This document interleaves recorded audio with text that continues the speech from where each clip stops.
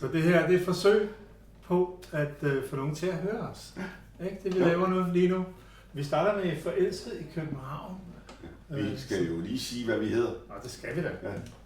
Det er Leif, Det er Michael. og tilsammen hedder vi så Du Nybro. Meget godt.